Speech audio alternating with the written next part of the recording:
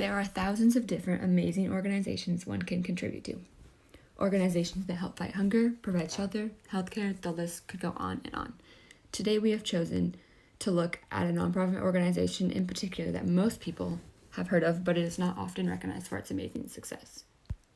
TED, or more specifically, TED Talks, the videos that most students have seen at least once in their lifetime.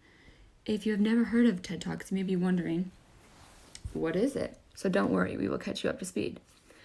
Today, we would like to talk to you about what TED is and or does, how they got started, and why you should help the organization. First, TED stands for Technology, Entertainment, and Design. From the TED website, it states that they are devoted to spreading ideas, usually in the form of short, powerful talks. So what started these talks? The organization started in 1984. It was first a conference that took place in California with a guy named Richard Warman. He had a vision to create the most unboring presentations possible.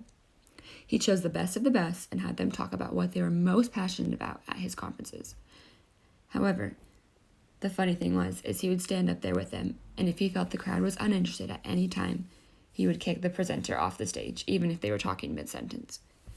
When the day of the first conference came, there were things like e-discs, e-readers, and other inventions at the time that were presented. In the end, though, the first conference was a total bust and created no money for Warman. 6 years later, after doing his research, he discovered that 18-minute videos was the perfect amount of time that the humans needed to be interested in a topic. Thus, the TED conference tickets sold and sold for the next conference. This continued until 2001, when Warman wanted a change in his life and sold the company to this guy, Chris Anderson.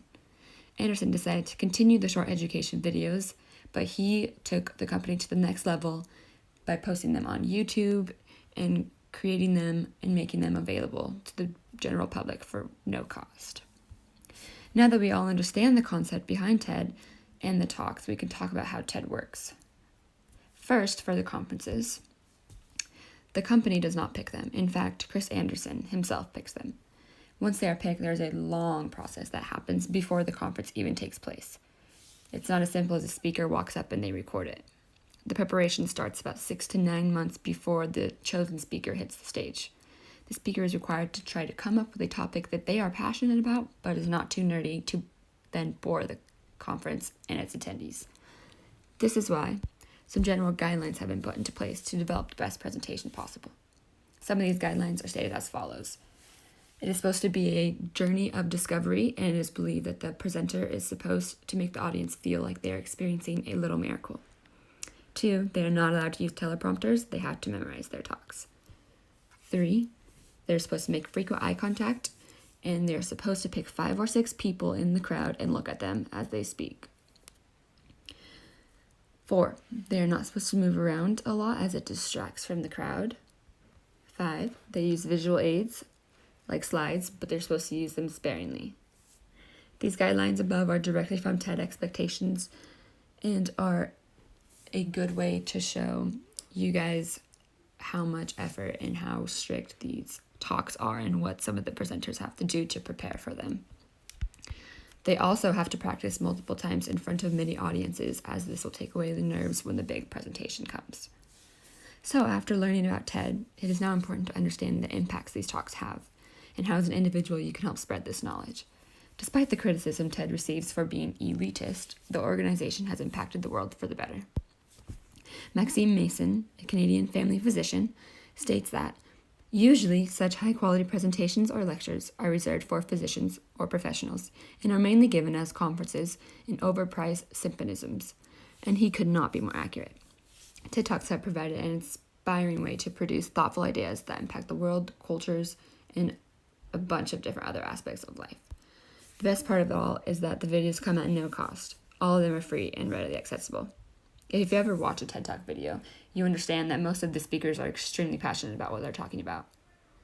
Sometimes it's even palpable. How could they not be passionate, though, when they put so much time and effort into their presentations, and they don't even get paid to do it? Overall, TED is essentially providing free and unique education to millions of people around the world. So now is where you come in. How can you help? Well, the solution is quite simple. Watch a TED Talk. They don't ask people for donations, as they already have donors and they have sponsors. They just want people to be interested and inspired. They want the general public to simply watch TED Talks because this helps them to have an audience. The more people that watch, the more important the speakers feel and the more apt they are to give the best presentations. The more people that watch, the more the business can thrive and the more better things that they can produce. It's all a cycle, and it continues to cycle through year after year. TED Talks and the nonprofit organization have been inspiring individuals to go out and make a difference in the world for years. Free education is something valuable that can be taken for granted.